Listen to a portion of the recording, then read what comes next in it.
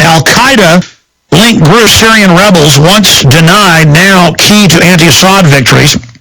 And they admit our government's giving surface-to-air missiles to Al-Qaeda, that they're the groups making people suicide bomb or they kill their families. And this is the height of morality now.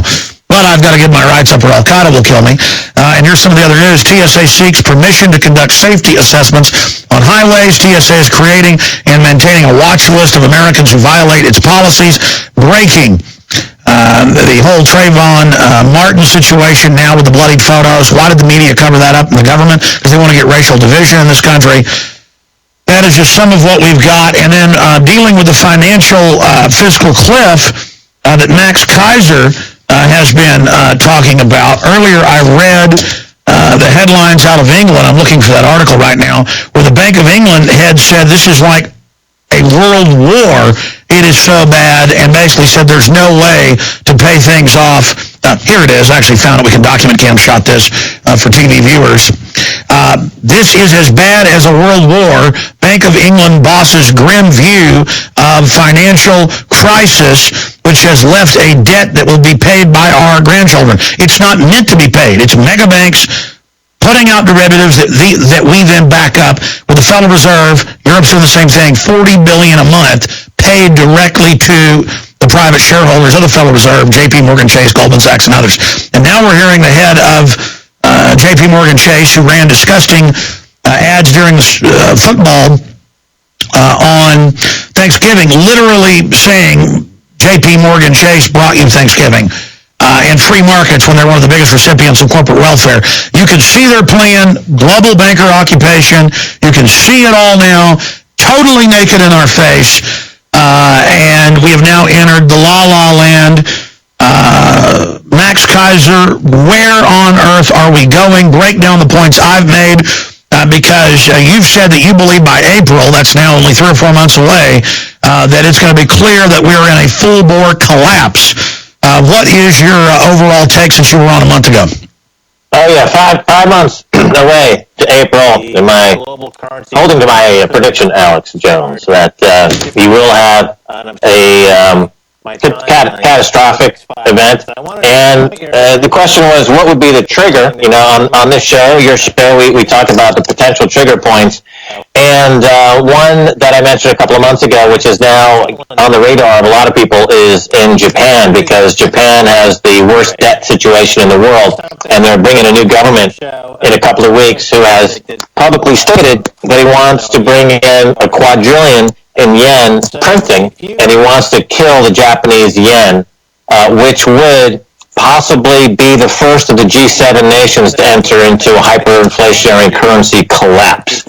So that's kind of where I'm putting my chips right now. I think the global currency collapse could start in Japan, and I'm sticking to my timeline of the next 5 months. I want to direct your attention to something that just came out a couple of days ago.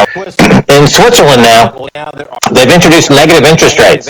This is something I predicted on your show, and a couple of others I predicted a year ago or so.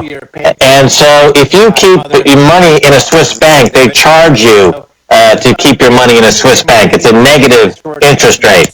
This is a form of a capital control. They don't want people putting their money into Switzerland. So if you're trying to escape, let's say you're a Japanese yen investor and you're trying to escape the yen and you want to put your money in Switzerland, the Swiss government will charge you to keep your money in a Swiss money market or cash account.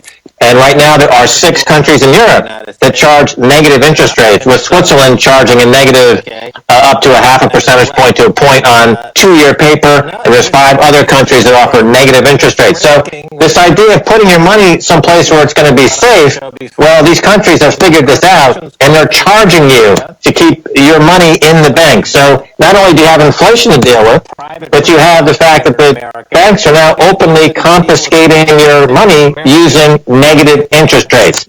This, of course, will come to the United States soon enough, and so it'll come to the UK as well.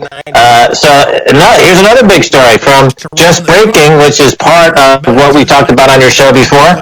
You know, Corrections Corps of America, the company that is the biggest private prison operator in America, the company that just did a deal with 48 states in America saying that we'll take your prison business from you, and we'll run your prisons if you guarantee 98% occupancy. That is to say, you put people in prison. Well, it just came out that Corrections Corps of America is using gangs to run their prisons.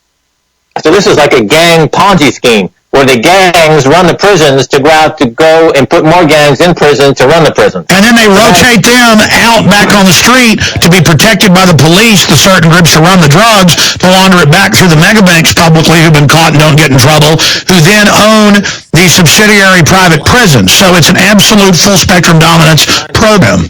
And you can buy stock in Corrections Corps of America, and, the elites that Lindsey Williams talks about, they buy stock in Corrections Corps of America, so it's like buying stock on a plantation from antebellum South, if you wanted to buy, or buying stock in Auschwitz. Hey, wouldn't that be a great idea? You could buy stock in Auschwitz. Of course, I'm sure if Goldman Sachs had an opportunity, they would take Auschwitz public. Well, actually, a lot of the megabanks did fund Hitler, as you know, and then people like my grandfather, they weren't allowed to bomb whole sectors that had Ford and GM factories and slave camps. So, because the war was a huge profit on both sides. And let's take a look at the global debt situation since we were on last. The G7 countries, they've moved from having a debt to GDP of 375% debt to GDP ratio. It's now at 415% debt to GDP ratio. And here's the story and the methodology and the psychosis. Ben Bernanke talks about deflation, and he therefore jacks interest rates down to near 0%. In fact, by putting interest rates near 0%, he causes deflation. He causes now the insurance industry has stated that because interest rates are so low, they can no longer operate as insurance companies. So if you don't have insurance, you don't have private property. If you don't have private property, you don't have capitalism. So the insurance industry is now saying we can't operate with this low interest rate environment, so that's a form of deflation. The wages are getting completely scrubbed. There hasn't been any wage growth in years. That's a form of deflation. And so Bernanke says we're going to lower interest rates to fight deflation. But in fact, by lowering interest rates, he's guaranteeing deflation. At the same time, he is creating, and this is a remarkable statistic, the bond market in America is at a 240-year high. The bond market in the United Kingdom is at a 300-year high. Never have bonds in 300 years in this country, United Kingdom, have been higher than they are now, or in 240 years in America than they are right now. That is a classic bubble. When people say, well, what about this idea that interest rates are going to go higher? Interest rates will go higher when this bond bubble collapses. And this is part of what I'm saying in the next 5 months, the trigger that will create the cascade, the domino effect, probably starting in Japan, toward a global sovereign bond collapse, which means interest rates, which are the inverse of a bond price, go up dramatically, and that's your... Why is the Bank of England head saying this is Armageddon?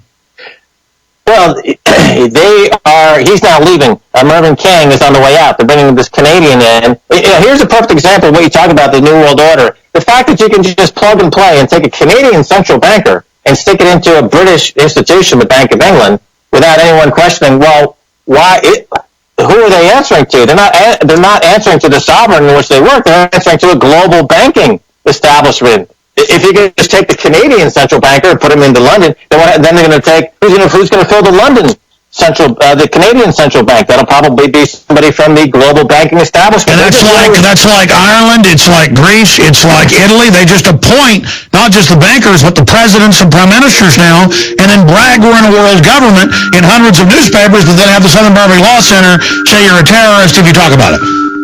And they tell the police in training manuals none of it exists, and the cops are like the general public, don't even know how to tie their shoelaces. They believe it. I mean, it is, and the government runs Al-Qaeda publicly, and I've got to give my rights up. If I'm downtown shooting video, cops come over and say you can't videotape, you might be Al-Qaeda. Well, the government runs Al-Qaeda, and the cop doesn't even know what continent he's on. We'll be back. Hi there. My name is Frank Bates. What I'm about to tell you in the next 60 seconds could get me in a lot of trouble. I just created a free video presentation at 123